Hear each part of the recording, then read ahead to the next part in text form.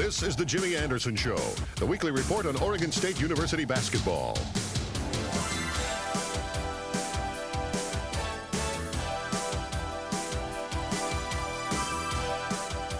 Hi everybody, I'm Bob Acamian along with the coach. Happy New Year! It's time to talk Pac-10 basketball and Oregon State basketball on the Jimmy Anderson Show. And this coach, I haven't seen a smile on you in a while like I saw after the Cal game on Saturday out in front of that locker room. After a tough early season run, you got a 4-game winning streak and you're on top of the Pac-10. Well, I haven't quit smiling since that game. It was a great weekend for the Beavers. It was a game that we needed to win. Starting the season 2-0, it really does boost your morale and your attitude, your work ethic. Everything goes in hand when you're winning. And we have for you the ceremonial Bay Area Broom to celebrate this sweep of Cal and Stanford in the first weekend. Hopefully we'll give you one of these a few more times throughout the season. But this is we bought this at a True Value hardware store in Berkeley, and we'll put it in the trophy case. Well, it'd be nice to get 3 or 4 more of those this year, and I wouldn't mind having a closet completely filled with brooms. All right, we'll get to work on that, of course, this week. UCLA and USC coming to Corvallis. Well, let's start on this past weekend's action. First conference games of the season, and we'll start Thursday night, Maples Pavilion, Stanford and the Beavers. A lot of Oregon State fans down watching this game. You had a good rooting section, and of course, Scotty Haskin gets things going. He was obviously dominant in his size against Stanford. Well, he just took that rebound and stuffed her back, so you knew that he was playing well over the rim. The fans in the Bay Area always support us. It's amazing. We always are calling for more tickets. You could hear them, and it really did help us away from home. This was a tough Stanford team. They have lots of lettermen back. They have good perimeter people, playing a little more control this year, but they are a fine team. Yeah, obviously a different team without Adam Keefe, but Mike Montgomery knows all about defense. Well, he's playing control, and he is a good defensive coach, and his teams play very, very hard. They respond to his style that they're trying to use this year. And from start to finish, it was a very close game. Here you got the smaller lineup out on the floor now, and we'll see a little pressure on defense. Mustafa Hoff goes up, gets the block shot. The Chief gets it going, and Charlie McKinney nails the 3, and you get ahead early. Well, it was encouraging. Our defense was the strongest part of our game. In many aspects, our turnover ratio was up a little bit. We didn't shoot quite as well as I think we're capable of. But for playing hard and playing defense, I'd say this was a very, very key game for us, and we played defense to its maximum. Big hoop by Scotty Haskin there. Got it back to a 4-point game at halftime, and then you came out even stronger at the start of the second half. Really picked it up noticeably in the second half. Well, we knew that you have to win the second half, not the first half, so our players came on and responded. They didn't let some of their key players get started, and I think Brent Berry gave us good leadership on the floor, and our rebounding was key also. Great follow there by Chad Scott, who really enjoys being able to play a little more in the perimeter now because you have Hoff and Haskin in there. Well, he's a good athlete, and giving him the range of movement more on the perimeter has really helped his game. There you see him passing to Scotty. It gets to be 45-38. Marcus Lawley, who was quiet much of the night, although he did lead him in scoring, nails a 3 to knock it down to a 4-point game. But watch Scotty coming up here. Big block shot on Lamerson. Well, he checked several shots this year already, and you know he's a school leader in block shots, so he gets up there and does some nice things to protect our basket. Stanford's last gasp really coming here when they get back within 6. The Hoff trying to make like Brent Berry there with a little no-look action, and Stanford brings it back down. They do get within 6 at 52-46, but then the big men really do take over. Scotty, again, Mustafa, the Chief, will draw the foul here, and Kareem Anderson comes on strong late too. Well, also, we hit free throws in the clutch time because they had the foul to get back in to try to get more ball possessions, and our players stepped up the line and did an excellent job converting when they were trying to take away our advantage with fouling. And you had a lot of free throws, 37 in this game. You shot well, but it's good on the road. You're obviously getting the refs' attention when you get to the line that many times. Well, we're moving the ball, we're passing better, and when you do this, I think people have to foul you much more than maybe just a dribbling team. And one thing with Oregon State basketball this year, you are bigger than a lot of teams in the Pac-10. We haven't been able to say that for a few years. You're going to get the ball inside and force people to foul. There's a nice steal by Kareem Anderson. He did a nice job this weekend. He's coming on a little stronger now, and we really are going to need his help down the line. Kareem had two big plays late that helps put the game away. 77-66 the final. Now we take a look at some of the numbers from this one. First, the team numbers. Most significantly on the stats board, Beavers shot a solid 44% in that game. Look at the free throw difference, 37-22 just in attempts. Good rebounding effort, and again, you're out rebounding teams. That's another good number early on. Individually, Scotty with the double-double, Chad with the double-double. I think his best game in a year, maybe. Marcus Lawley ends up leading Stanford. So a very solid workmanlike game, and then you had to look ahead to Cal, and you knew things were going to be different on Saturday. Well, they're a much bigger team, much more athletic team with more depth, and so we knew we had our work cut out for California. They're one of the premier teams in our conference. Well, when we come back, we'll head across the bay to Berkeley, the Beavers and Cal, the first big game of the Pac-10 season. We'll talk about it when we come back.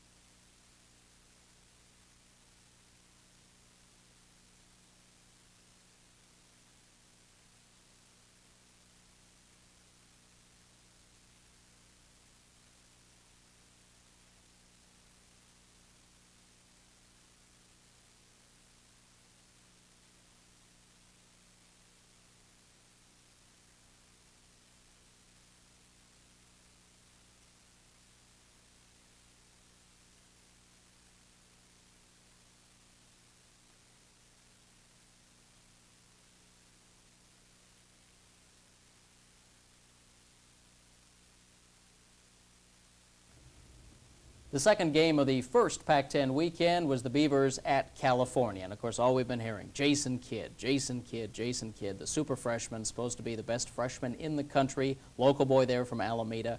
And you get a lot of attention from him. But this California team is a lot more than Jason Kidd. Well, they certainly are. They have several starters from last year.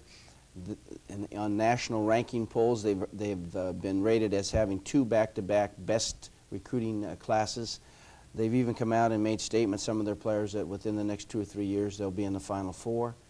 So they do have talent. Jason Kidd is certainly a great player for them.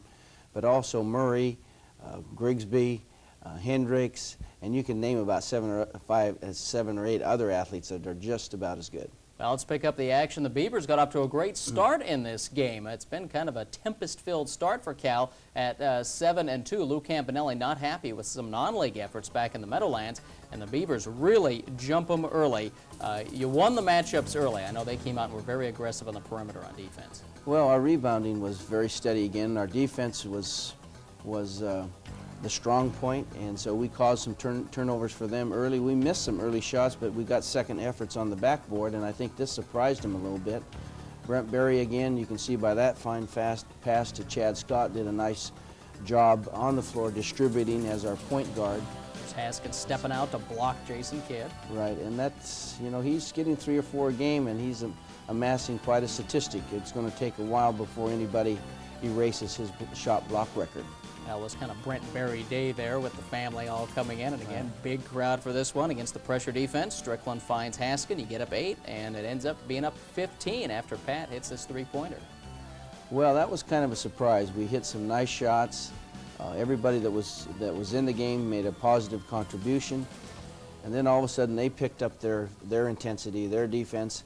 We got out of sync because of their pressure.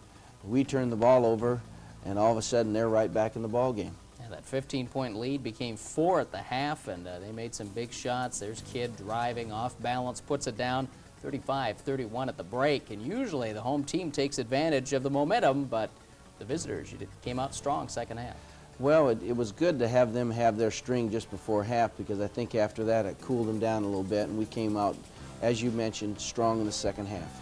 See Haskin from Hoff drawing the foul, and after a couple of misses, the Chief gets back up again, and he draws a foul. You're getting some calls and getting on the line.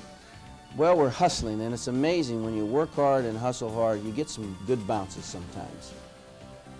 Turnover here caused by Kidd starts the break. Here comes one of the big guys, Grigsby, very aggressive. Cal's starting to muscle their way back into this now, and it'll be 52-48 here. And then Lamont Murray is going to get to work, and he is a big man driving to the hoop. Well, we had the crowd pretty much out of it for most of the game, but this is the stretch right here where the crowd really got into it, and they really put some pressure on us, and their big guys started to penetrate, and we played a little tentative, and McKinney puts a couple nice good assists right here that really helped us to stay right where we are. Well, here we are, final 8 minutes, and it's a power failure for the good guys, and they really make the run here. Murray and Kidd again, and they will take their first lead of the game now as we get down to the final 2 minutes. They put a lot of screens for Kidd, and McKinney did an excellent job considering he had to avoid 3 or 4 each time screens. There's Brent. He made a key bucket right there. That made it 62-61. Hendricks comes back on the other end, and they will go back ahead 63-62. Now, Brent Berry gets on the free throw line after this. He's going to the hoop himself. Was this pretty much the play to have Brent penetrate?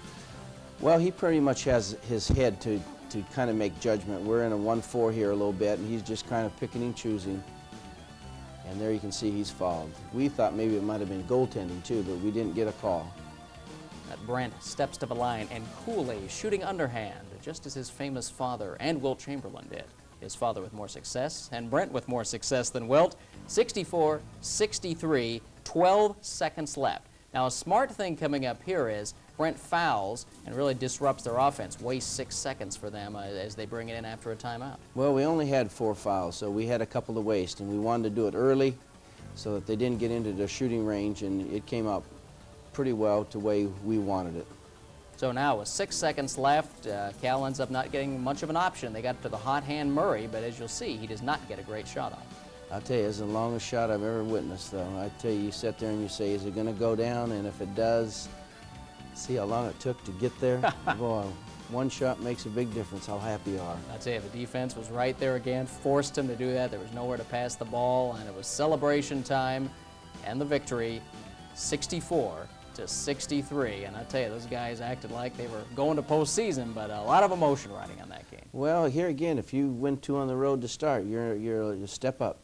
Take a look at the numbers, and no, Cal did not shoot 98 three-pointers. That's a little off the mark, but the free throws, again, very solid at the free throw line, 12 out of 14. They were very important down the stretch, and again, you win the battle of the boards individually. Scotty, 22 points, 10 boards, 3 block shots, 5 for the weekend. The Chief, 12 and 8, and Murray, the hot hand for California. But a lot of things done right down the stretch, some smart defense, smart decision. Made some key free throws, played some good defense, and it kept them from taking the lead, and when it finished up, you could see us celebrating. Well, just ahead, we're going to celebrate by talking with a former Beaver who's made good in the NBA. Gary Payton joins us when we come back.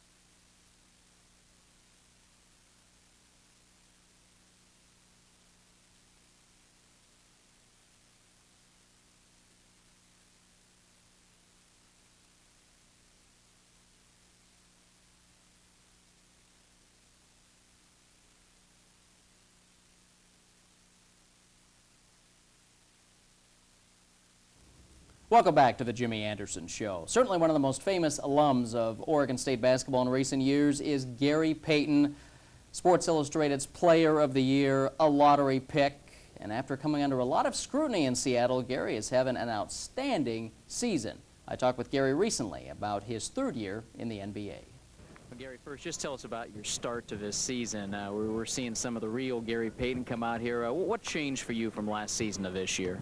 Well, what I think changed is, the coaching staff. It was very different. I think Coach Carl told me after last season when he had came in just for a brief moment that next year he would want me to control the team, and I would have to go out and work hard in the summer and prove to people that, I can come back and play this game. And that's what I did. I just worked out all summer really hard, came back, improved my scoring, my shot and everything, got my confidence back. And now he just lets me go. Being a leader on this team now, does this take you back to Oregon State a little more? I mean, everyone knows it was Gary's team there for a while. Well, now it's coming to be like that. I think I'm playing like I was at Oregon State, very comfortable, very confident, very loose, and I'm doing what I want to do. Don't have to look over my shoulder to see if, it was a bad shot or if I'm not doing anything wrong. He'll tell me on the floor, and then I'll just keep playing. How much better are you physically than when you get out of school? I mean, you don't look that much bigger, but have you managed to get stronger, a little more endurance? Well, I think so. I think this summer the weights really kicked in. I think I'm much stronger than I was when I came out of college because I'm lifting the weights like 3 times a week.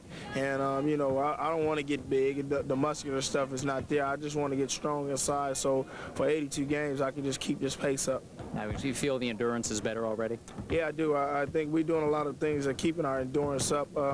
We're doing all kind of stuff. We're drinking a lot of juices and stuff like that, and keeping a lot of nourishment in us. So we're doing very fine, and then the weights is helping out a lot. You say juices, you got a juice master there in the locker room? Yeah, we do. We do got a juice master. Everybody gets a lot of juices and stuff. So, we're keeping that nutrition stuff up. All right, take me back to Corvallis now. It's been 3 years since you came out of the town, and people still remember you, still want to see you when you get down there for the exhibition. How much do you keep track of Oregon State now?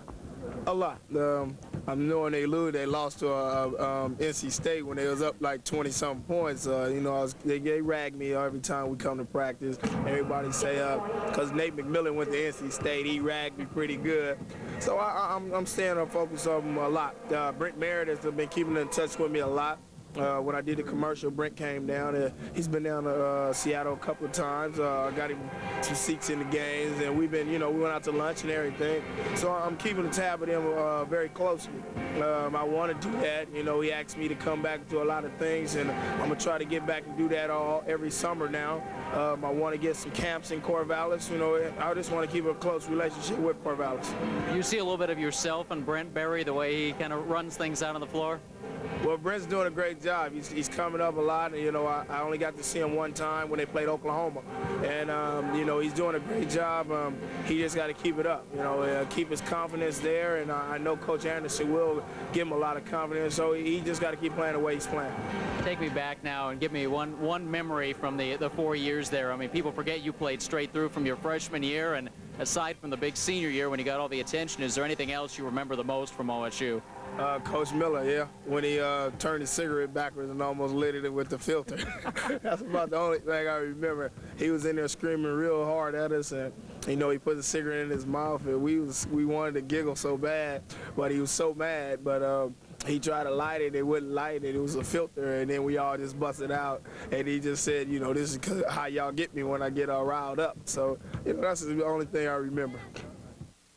Coach Miller never had that problem, did he? No, not that I noticed. No, if he did, I'd never bring it to his attention. You would never bring that up. But you just talked to Gary recently, too. Yeah, I talked to him, actually it was today, and I had a nice long conversation with him, and he said pretty much what he was saying on TV. He's a hard worker, confidence, and he's one of the most natural athletes.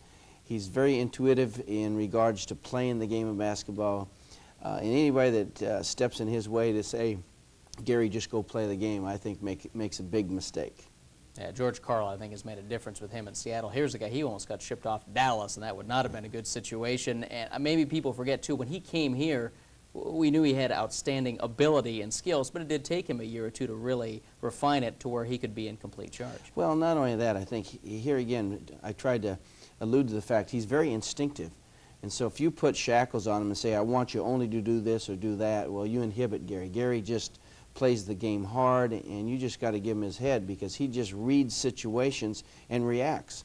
And if you get him thinking and trying to be a robot out there, that's not Gary Payton. You look back on this skinny little kid you recruited out of Oakland X amount of years ago. Did you ever imagine he'd be leading an NBA team headed for the playoffs? Well, it would be nice to be able to say, yes, I can have that kind of judgment, but it isn't the truth. He's one of the great players at Oregon State. I think he's going to be one of the great players ever in the game of basketball, because I think he'll be there a long time. He's fun to coach. He loves the sport, and he makes it fun. So when he knows the game like he does, and he can help you win, you get all the ingredients you want for a winning program. Well, every week at this time in the show, we'll be catching up with former OSU players. AC Green will be with us later on in the year. We'll also visit with the infamous Stark Street Pizza City League team out of Portland. That is filled with famous OSU players, and we'll chat with current OSU players and the coaching staff. Just ahead, we're going to look ahead at the Los Angeles schools, UCLA and USC, coming to town this week. Stay with us.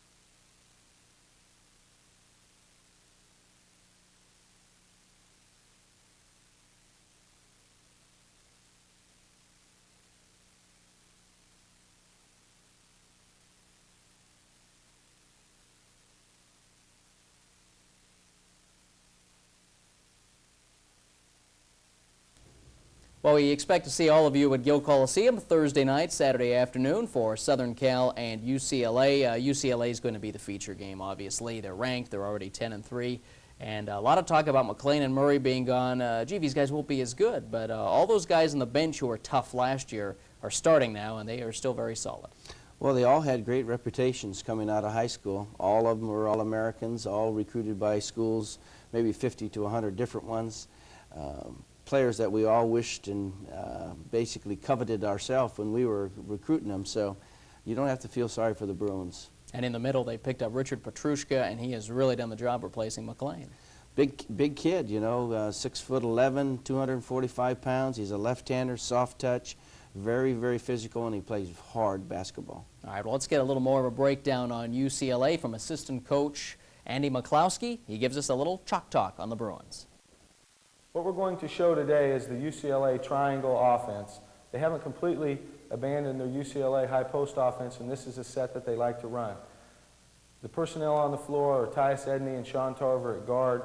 At the wings are Richard Petrushka and Ed O'Banion, and at the high post in this set is Mitchell Butler. How they get into the offense is like this. Tarver will throw here to Petrushka at the wing and cut down to the low block as Ed O'Bannon cuts down to the low block on the left side. The second pass comes from Petrushka to Mitchell Butler in the high post area, which gets us into the second screen. Here on the second screen, Mitchell Butler will have the ball here in the high post. Petrushka will screen down for Tarver, who comes out to the foul line extended, looking for a jump shot opportunity. If he's not able to get off a good jump shot, what will happen is Petrushka will screen across here for Ed O'Bannon, who either goes low or high across this screen, looking to get the ball into the low block. The ball is here with Sean Tarver. As that happens, Mitchell Butler will screen down here for Petrushka, who will come off into the high post looking for a jump shot opportunity. Obviously, the X's and O's is something that we have to be concerned with when we're playing against UCLA. But the players that they have on the floor are excellent basketball players, and this offense suits them well. All right, thanks, Coach. Now let's talk about Southern Cal, Thursday night's opponent. Always tough, whether it's here or down in Los Angeles. And the cast of characters has changed a bit with Minor and Cooper gone to the NBA, but two new guards are doing the job pretty well. This is a very athletic team for George Raveling. No question about it. Boyd and Orr both started many games for him last year. Cheatham, Glenn, Harris, you can name a covey of guards. It's amazing how many great athletes they have on the squad. Now, they went 1-1 over the weekend. Arizona really did well going into Los Angeles and winning 2 games, but SC's pulled off a win against a ranked Nebraska team, and they're playing to win this year. You know, they took both Arizona schools right down to the wire, beating Arizona State and then losing to Arizona right at the tail end of the game. So George Raveling has an excellent squad. And face it, George loves to win up here when he can, too. Yeah, he's one of the crowd's favorite.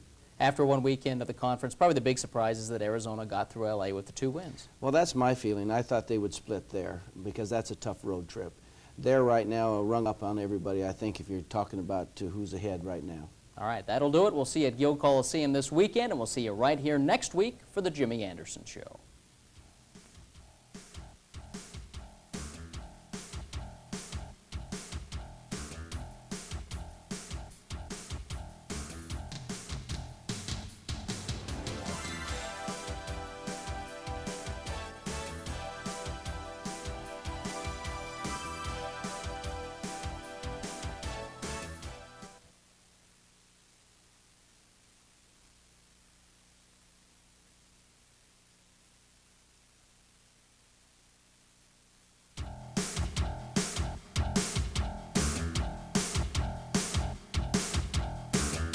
This is the Jimmy Anderson Show, the weekly report on Oregon State University basketball.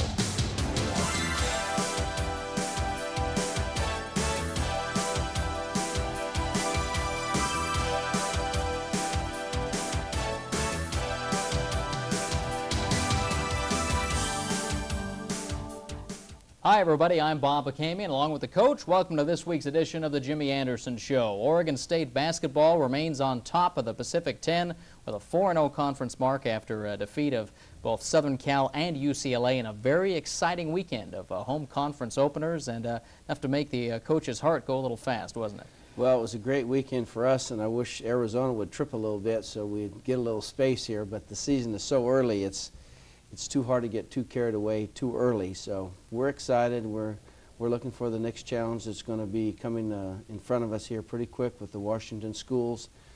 But it was a good weekend, and we enjoyed our Sunday very much. And I know we don't have another broom for you this week. We're going to run out of brooms on campus if we keep giving them to you when you sweep. So we'll save them maybe for the road sweeps. Well, I'd like to have a whole closet full of those brooms, and I don't care where they come from, just as long as they come. Well, we'll keep working on that. Let's start off with Southern Cal Thursday night at Gill Coliseum. First home game of the conference season. The Trojans, always difficult. Again, a very physical team, and when you got this guy, George Raveling, at the controls, you know they're going to come out loaded for bear. Well, George is a quality person. I think he's an excellent coach, and his players play hard.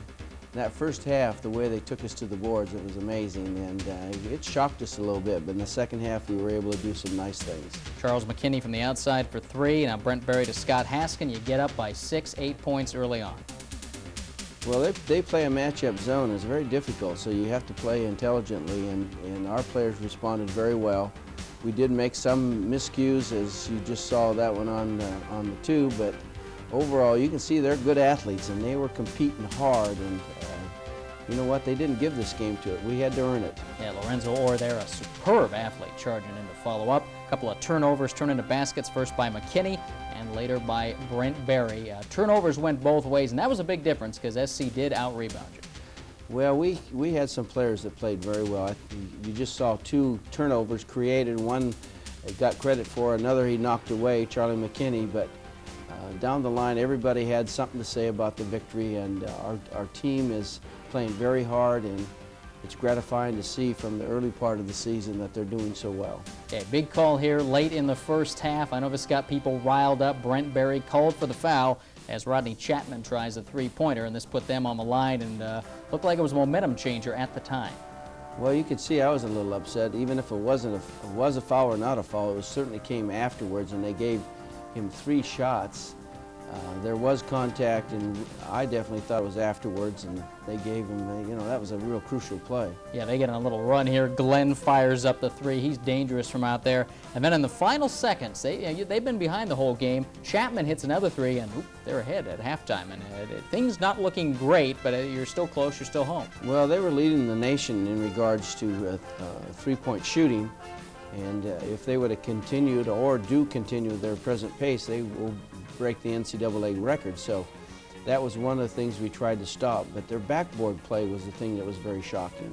Now here's a look at it here as they get 4 chances to put a ball back up and in.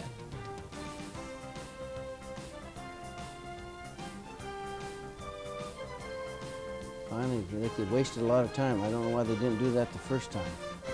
Here's the big man, Orr again, and this ends up being their last basket. He draws the foul, gets to the line. 5 minutes left in the game. It's a 2-point lead for Oregon State at this juncture, but SC will not get another hoop.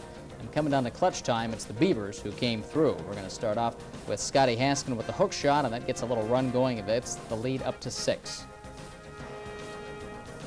Well, this part of the game is when you really have to function. You have to have some stoppers offensively. You have to make some shots on offense like Charlie McKinney did right there. So this is the key part of the game. You play almost maybe 38 minutes for 2 when it's a close game, and then it's kind of like who's going to stand up and be counted. And of course, I guess our players did the better job of it. Now they made 7 of 8 free throws in the final minutes there, and that was very important. And SC threw the ball away a couple of times, and that ended up wrapping up the victory.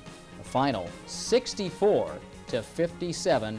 As time runs down, you get the ball back, you'll go to the line, shake some hands, and get out of there with a victory. Again, against a tough SC squad. They really played hard. But look at some of the numbers here, and you see a good night shooting the ball, and SC's vaunted three-point shooting really didn't come through. Just 4 for 19.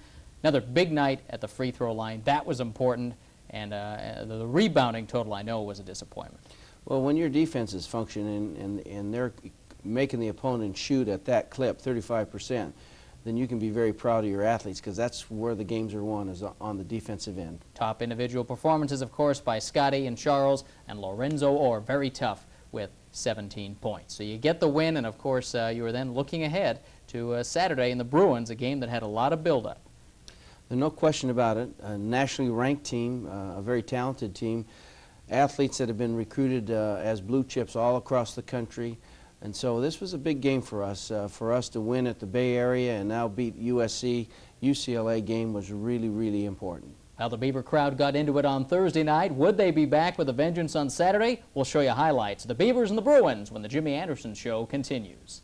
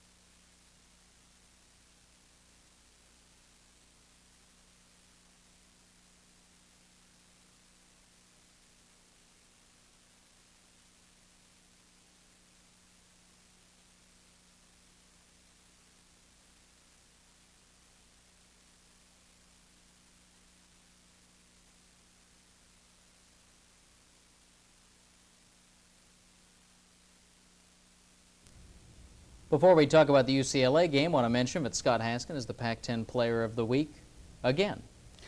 Well, this is 2 weeks in a row. He shared it the first week, but he would be the first one to say, hey, I wish I could share that honor with some of my other teammates, because he wasn't the only star in those games, so to speak. He had lots of support, but his statistics were very, very good for our side.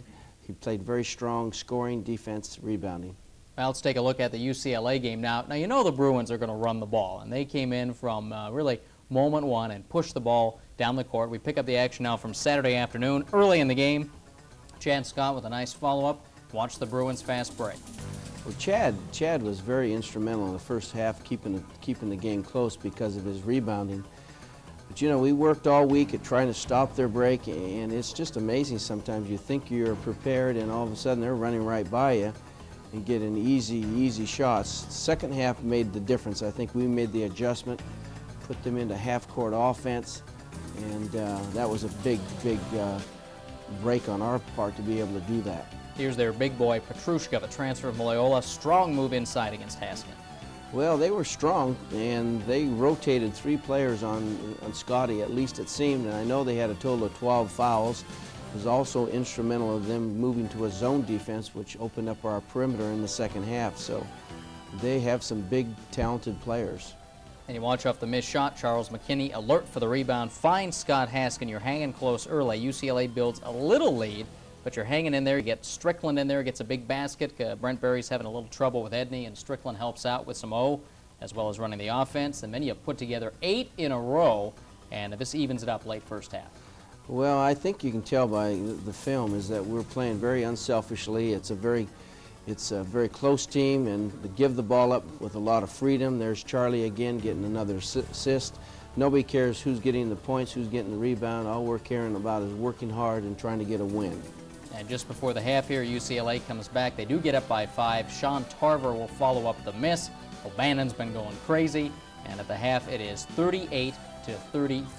UCLA up by 5. Start the second half, though, and again, Scotty's just getting beaten on, but he's still getting to the hoop, and he draws the foul here. Well, we've been behind a lot of games at halftime all through the year, so it's not like it's an experience we haven't already gone through. So we've been winning the second half, and I guess if you're going to win a half, you better win that second half. That's the important one. Mustafa Hoff, a guy I don't think we talk about enough. The quiet man, he does a lot of good things, passing the ball. There he gets the putback, draws the foul, and you get your first lead in the game since 6-4. It's now 48-46. Well, he's a warrior. There's no question about it. He's been a great addition this year as a JC transfer. He's well respected by our team because he works so hard, and has team concept, and he's been a blessing. There's no question about that. More of his back-to-back action. Here's UCLA scoring with Tarver. Come right back down to the other end, and Brent Berry will follow up the shot, and it's still a tight one, but now OSU's ahead 52-48. And now the big men are starting to get in foul trouble for UCLA. 4 fouls on 3 different guys, and Scotty is somehow staying alive. Well, they beat on him. I know the next day when we practiced, he was awful sore and awful tired, but he played 40 minutes. But here again, we had other players doing the same thing, and I think this team will do whatever it takes to win. And right now, it's a great feeling to coach this group because of their attitude and the way they're going after things. Well, Charlie McKinney's three-pointer put the Beavs ahead for good. Haskin with the hook shot, and then McKinney, a big shot with 1:11 left, makes it a 5-point game, 74-69. And once again, this team shooting very well at the free throw line. Here's Chad Scott putting one down, this time 5 of 6 in the final minute, and that puts the game away 79-73. Victory over the 15th ranked team in the nation, and a game that it should get this team a little bit more attention. Let's go to the stats board right now. Shooting very even up. Again, the free throw shooting good, but look at the rebounding totals. You out-rebound a big, strong team. Well, we've been doing that, except SC again allude to that. But UCLA is strong on the backboards. They have great athletes, and you know, we made our run at the right time. We made our free throws, and then the game was over, and I was certainly glad it was. And you look at the numbers for Scott and for Charles, and of course Ed O'Bannon looking very tough, hitting 10 of his 14 shots. Charlie McKinney's second half was probably the big picture. overall, even though Scott Haskins was voted Pac-10 Player of the Week. His performance in the second half kind of doomed UCLA. We'll be talking with Charlie here in just a moment. He's our featured player this week. Before we go, a couple of notes left over from the weekend. Scott Haskins, of course, continues to move up the all-time OSU scoring list. He's now 19th all-time.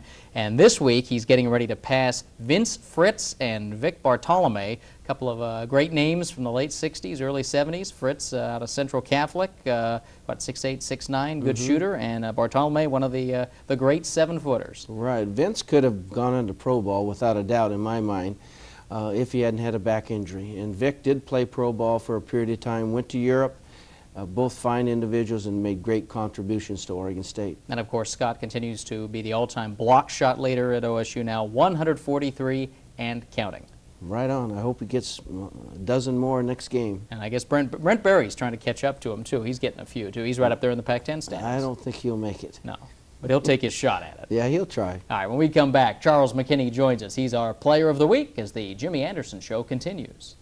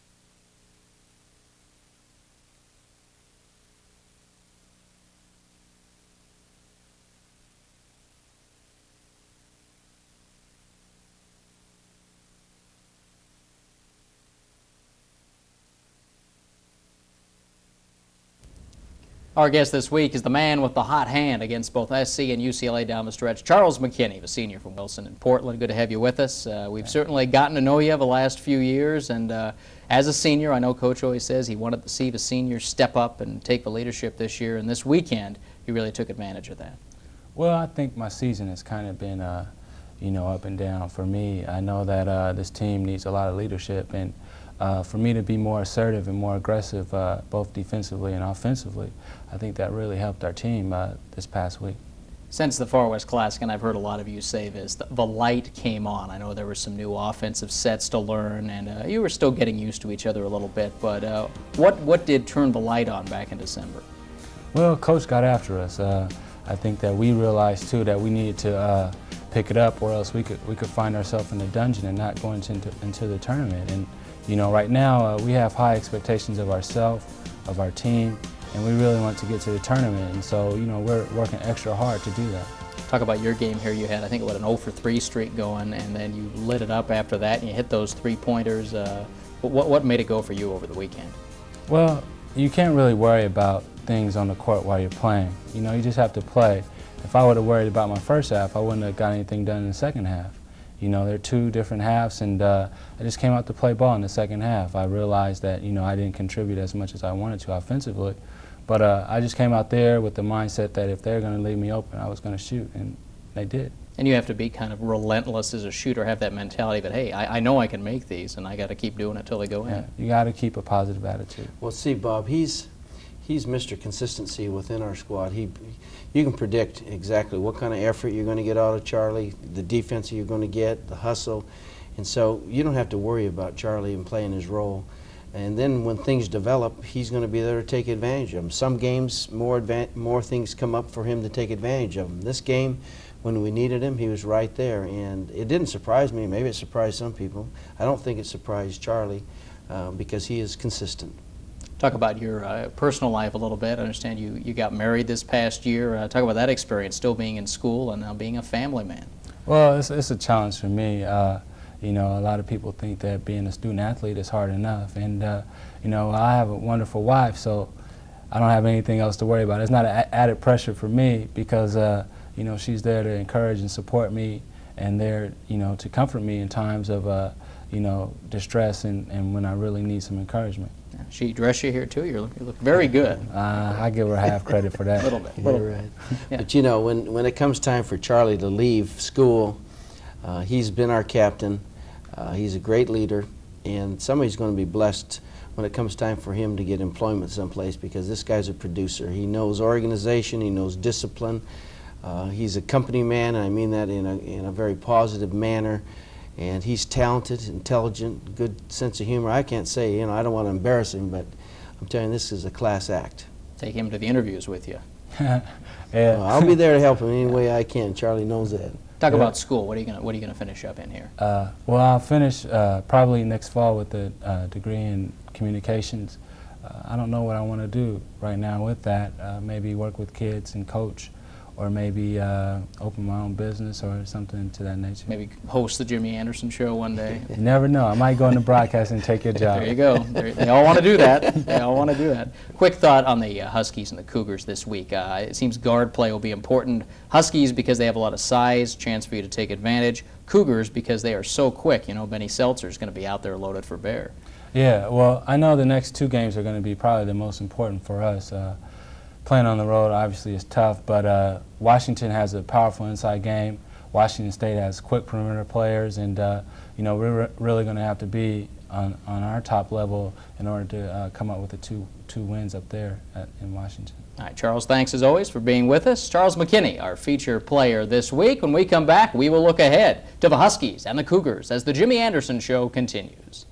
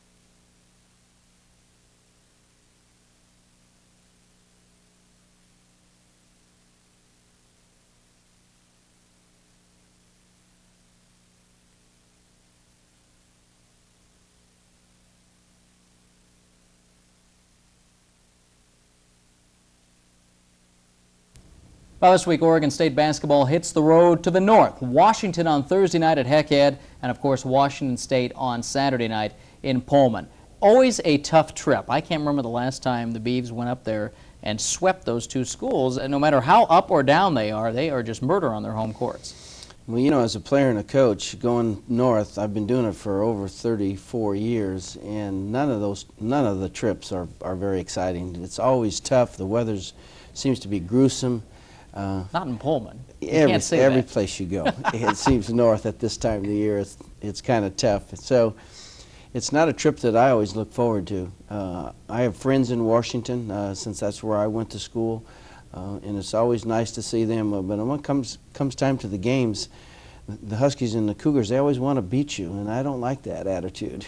Now, the Huskies you've had a little success with the last 2 years up there. They're interesting this year because they also have a bigger front line, much like Oregon State, and with Manning and Pope and Chandler and Nairn. I mean, that's three big boys who get the rebounds and do a very good job following up their shots. They get a lot of offensive rebound baskets. Well, there's no question they have a very strong front line, but also they really enhance their backcourt with the guards that they picked up from the junior college ranks. And so now with the addition of two, I think, very, very strong guards with the Letterman, Boston, and Padgett coming back, all of a sudden they have four quality guards, and that's going to make them that much tougher to beat. And, of course, the Cougars have their super frosh, Hendrickson, 13 points, 10 rebounds a game. And Benny Seltzer has reemerged as a real force. They'll run him high and low. He's, of course, the exciting little guard, and he'll score from anywhere on the floor.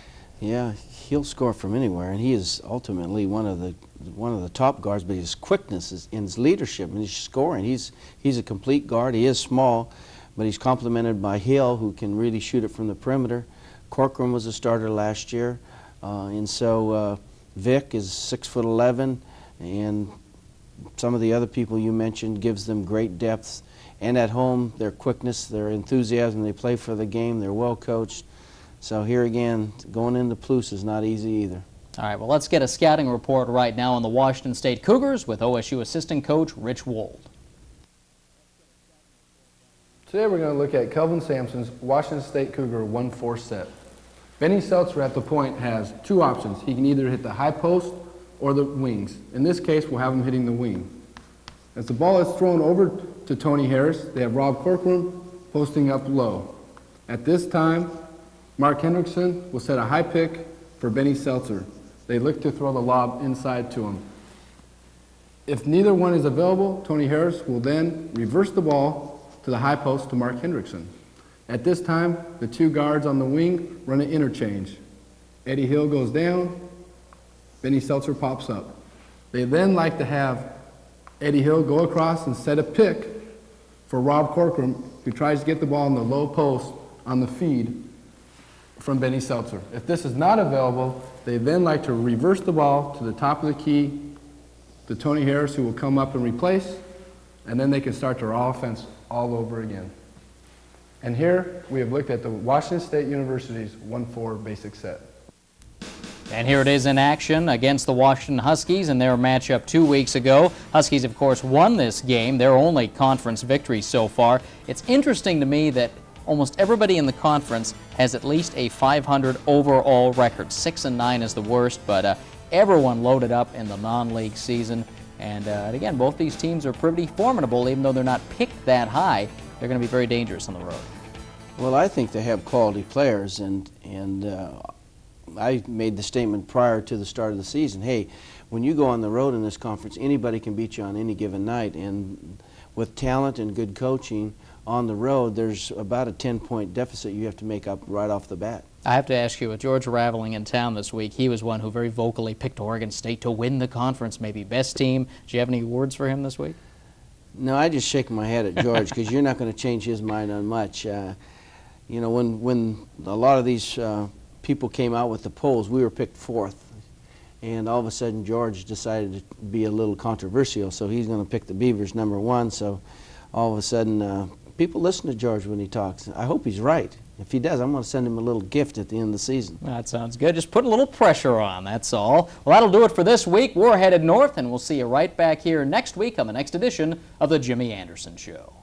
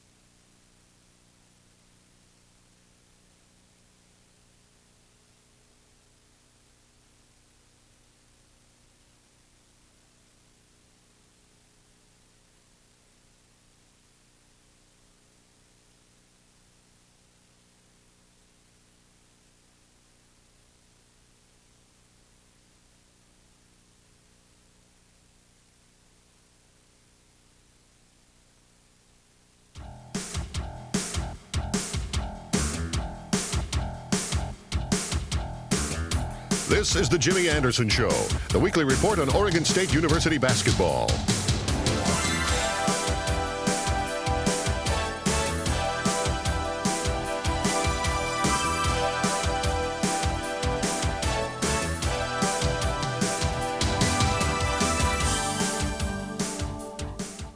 Hi everybody, I'm Bob Akamian along with the coach. Welcome to this week's edition of the Jimmy Anderson Show. The season slate is now 9-6, 5-1 after a conference split up north against the Washington Schools. Tough weekend, and I guess first we should get right to the doctor's office here because a little concern about Brent Berry, who suffers a contusion and a kind of a bizarre little injury at the end of the Husky game, and that has kept him out now.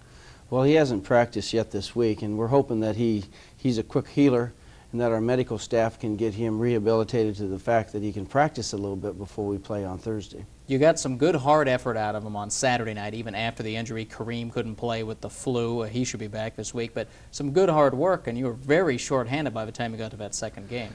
Well, the second game was a very key game for us also, and it was a defensive fight from start to finish, and it didn't help our cause for sure not to have those two ball players. Well, let's start with Thursday night.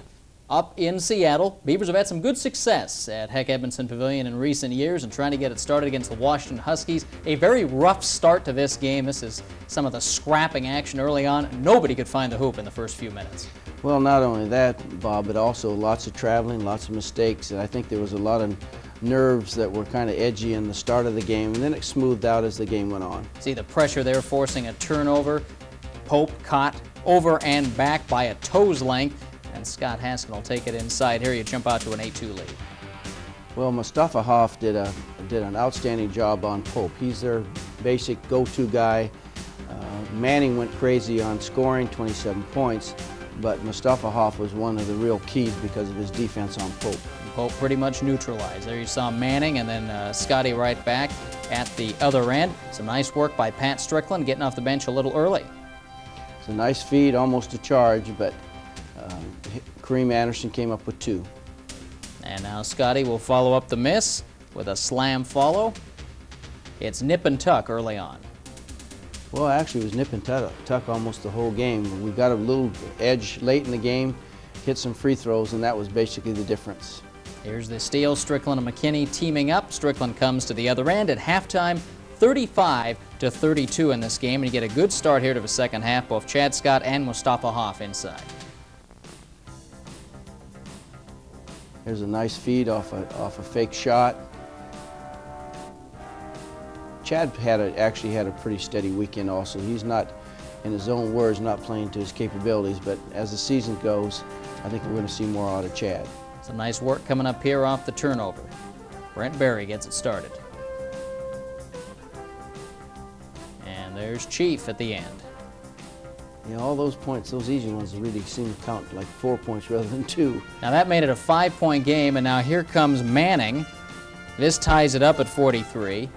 Pope will then put him ahead, and Scotty picks up his third foul here. A little concern in the early middle portion of the second half. Well, Washington has an excellent team. They play very well at home. The second night against Oregon, they blistered them pretty good. They're going to beat some quality teams on their home court this year. And they're a lot bigger this year. Here's Chandler Nairn off the bench, getting inside, draws the foul. They go ahead by 3 at one point. The Huskies can really put a lot of big bodies out there at the same time. Well, not only that, they've come up with a couple good JC transfers that have helped them a lot. We were fortunate enough to neutralize them in this particular outing. Charlie McKinney did an excellent job, as did our other guards, Brent Berry and Pat Strickland. This is the big run here that gives you the lead. 12-2 run, ends up with a 9-point game. Haskin putting it in off the missed free throw. And now Chad will go and draw the foul and get on the free throw line. Pass from Mustafa. Good assist, 3-point play. That's one of the keys that we have to hone in on right now is our ability to pass within our offense.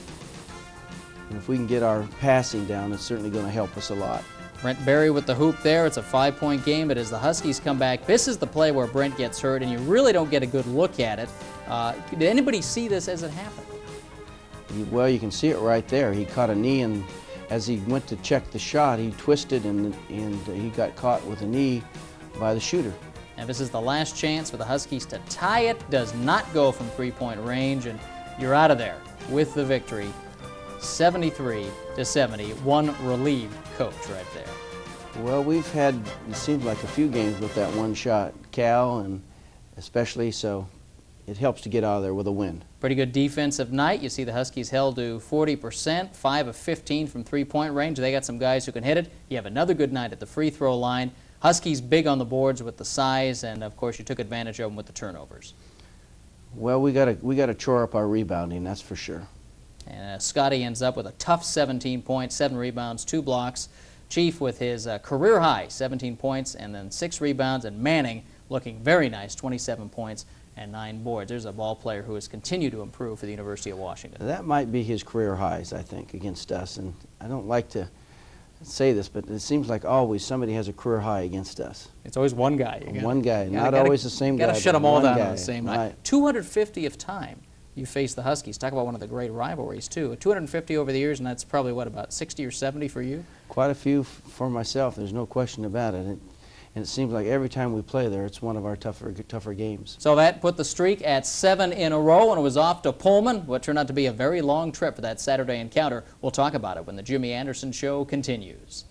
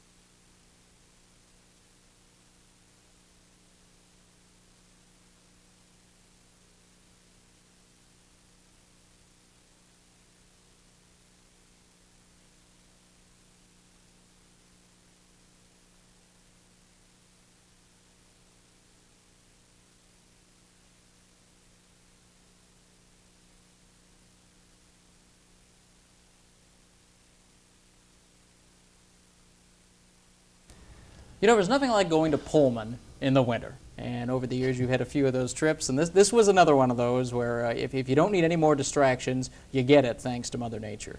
Well, our new players, each time we go to Pullman, have a new experience. But I've been going there for so long, nothing's surprising me going into the Palouse country. And this was no different, no question about it. It was snowing. It took a while to get there. I guess you had, what, a little bit of a delay in Seattle. Then you had to go to Lewiston and then go overland through the winter wonderland of Idaho and Washington. Well, we were supposed to land in Moscow, and we couldn't. We went to Lewiston. Our bus got all fouled up. We had to wait for that. And there were snow drifts and wrecks. We got to see a lot of fun things on the way. But we're not making any excuses. That really doesn't have a lot to do with the game. You had a couple of sick guys, too. But it seemed like the fun part of this trip was what excitement was going to happen next on the trip, right. not the games. So we know Brent Berry's not going to be able to play against the Cougars. Kareem Anderson has been getting sick. He gets hit with a pretty high flu. How far do you get out of the rotation? You've been going pretty tight with 7 guys, maybe one other in a game. What were your plans going into the Cougar game about using your bench? Well, we had discussed it, and we were going to use Kevin Harris and J.D. Vetter. And that's probably one of the positive things coming out of the Washington State game itself, was the fact that we got to use J.D. Vetter for almost a half. And I think the fact that he played well against quality players and played hard and wasn't misplaced, so to speak, he made a positive contribution. I think his confidence now will really soar, and we'll be able to use him a lot more.